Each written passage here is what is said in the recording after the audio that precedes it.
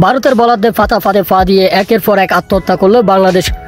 শেষ বর্ষা শেষ করে দিলেন লিটন সাকিব। 92 বলে 51 রানের ষষ্ঠ উইকেটে জুটি ভাঙেন লিটন। জাদেজার প্রথম বলে সুইপ খেলার চেষ্টা করেছিলেন লিটন। স্পিনের বিরুদ্ধে এমন শট মোটো সহজ নয়। এরপরে 41 বল খেলা লিটন জাদেজার বিপক্ষে পুরোপুরি সেটও ছিলেন না।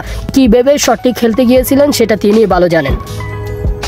লিটনের আউটের পর উইকেটে আসেন মেহেদী হাসান মিরাজ। বাস্তব বিবেচনায় বাংলাদেশের ফলো এড়াতে ভরসা করার মতো শেষ জুটি ছিলেন সাকিব অ্যান্ড মিরাজ। কিন্তু লিটনের আত্মহত্যা থেকে কিছুই শিখেননি সাকিব আল হাসান। একই পথে হাঁটলেন তিনি। আউট হয়েছেন লিটনের চেয়েও আত্মঘাতী শট খেলে। যাকে রিভার্স সুইপ করতে গিয়ে ক্যাচ হয়ে ফিরলেন সাকিব। লিটনকে নিয়ে আলোচনার মধ্যে সাকিবকে নিয়েও কথা বলেছিলেন তামিম ইকবাল। বলেছেন বাংলাদেশকে পথে ফেরাতে তাকে লম্বা সময় ব্যাট করতে হবে। কিন্তু এই কথা বলার কিছুক্ষণ পর যা ঘটল তামিম নিজের চোখকেও বিশ্বাস করতে পারছিল না। অশ্বিন আউট হয়েছেন 113 রান করে। বাংলাদেশের সর্বোচ্চ ফার্স্ট উইকেট নিয়েছেন হাসান মাহমুদ।